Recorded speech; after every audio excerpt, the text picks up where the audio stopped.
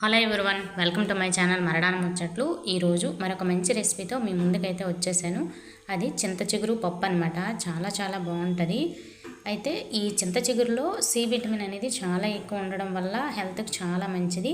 ఇది విరివిగా దొరుకుతుంది కాబట్టి ప్రతి ఒక్కరు చేసుకోవచ్చు. ఇలాంటి రెసిపీని ఒకసారి ట్రై చేయండి. లేట్ చేయకుండా వీడియోలోకి వెళ్ళిపోదాము.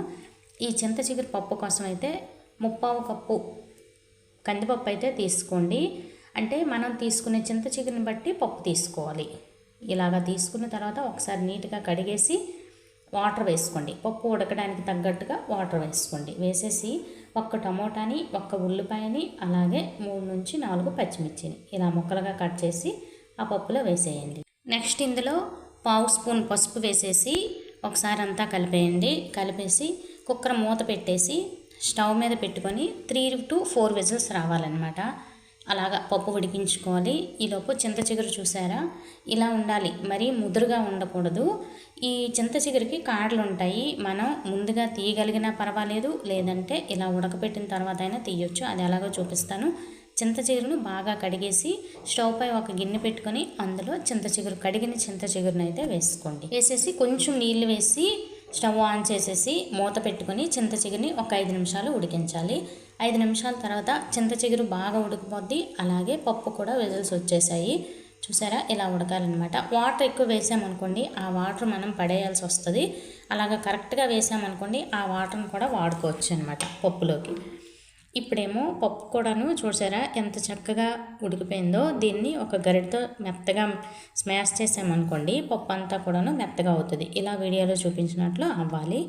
దీన్నైతే ఒక పక్కన ఉంచుకోండి. ఇప్పుడు ఇందాక ఉడకపెట్టిన చింత చిగురు ఉంది కదా, కాడలు ఎలా తీయాలో చూపిస్తానన్నాను కదా. చూసారా, మనం ముందుగానే తీయగలము అంటే తీసుకోవచ్చు. అది లేతగా ఉంటే తెగిపోతూ ఉంటుంది. అలాంటప్పుడు మనం ఆ చిగురుకున్న ఆ ఆకులకున్న కాడలు అయితే తీయలేము. ఇలా ఉడకపెట్టేసామనుకోండి, కాడలు ఈజీగా వచ్చేస్తాయి. అది బాగా లేతగా ఉన్నదైతే పర్వాలేదు, మనం కాడలతోనే ఉండేయచ్చు. మరీ కొంచెం లేతగా లేకుండా ఉందంటే ఖచ్చితంగా కాడలు తీయాలి. ఈ కాడలన్నింటినీ కూడాను ఇలా సపరేట్గా తీసేయాలి.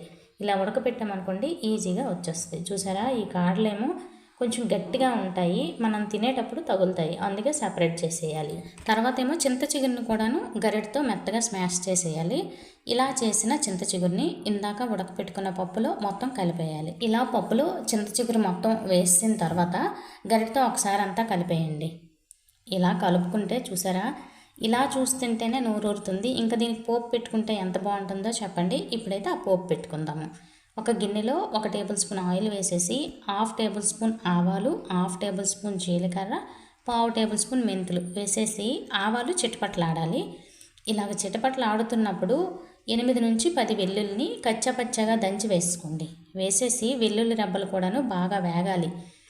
బాగా అంటే బ్రౌన్ కలర్లోకి రావాలి. అలా బాగా వేగిన తర్వాత 2 ఎండుమిర్చిని ముక్కలుగా కట్ చేసి వేయండి. అలాగే ఒక 3 పచ్చిమిర్చిని కూడాను ఇలా మధ్యలో చీల్చి వేసేయండి.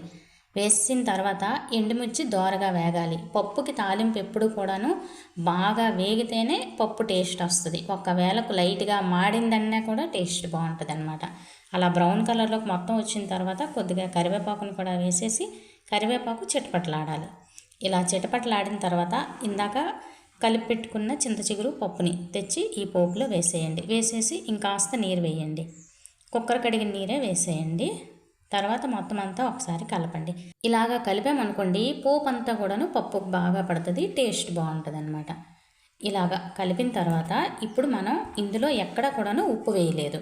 ఇప్పుడు ఫైనల్గా రుచికి సరిపడా ఉప్పు, 1/2 స్పూన్ పసుపు, 1/2 స్పూన్ కారం వేసేసి కొంచెం చిక్కగా ఉంది అనిపిస్తే కాస్త నీరు వేయండి. అంటే మనం చిక్కదనాన్ని బట్టి చూసుకొని వాటర్ వేయండి. వేసేసి మొత్తం అంతా ఒకసారి కలపండి. కలిపేసి ఒక 5 నిమిషాల వరకు ఉడకాలండి. అలా ఉడికితేనే పప్పు టేస్ట్ వస్తుంది అనమాట. పోపు పడుతుంది, ఉప్పు కారాలు కూడాను బాగా పడతాయి, చిక్కగా కూడా అవుతుంది అనమాట. ఇంకా చిక్కగా కావాలి అనుకునే వాళ్ళు ఇంకాస్త ఉంచొచ్చు. ఇది చల్లగా అయిన తర్వాత ఇంకా గట్టిపడిపోద్ది కాబట్టి ఇలా ఉంటే చాలన్నమాట. ఇప్పుడు స్టవ్ ఆపేయచ్చు. ఈ చింత చిగురు పప్పునైతేనండి అన్నంలో కొంచెం నెయ్యి వేసుకొని ఇలా పప్పు వేసుకొని తింటుంటే ఎంత బాగుంటుందంటే ఇంకా మాటల్లో చెప్పలేము, అంత బాగుంటుంది. ఈ పప్పుని మీరు ఒకసారి ట్రై చేయండి. ట్రై చేసి మీకు ఎలా కుదిరిందో కామెంట్లో కామెంట్ చేయండి. కొత్త వాళ్ళు అయితే నా ఛానల్ సబ్స్క్రైబ్ చేసుకొని ఒక లైక్ చేయండి. రేపటి వీడియోలో మళ్ళీ కలుద్దాం. బాయ్.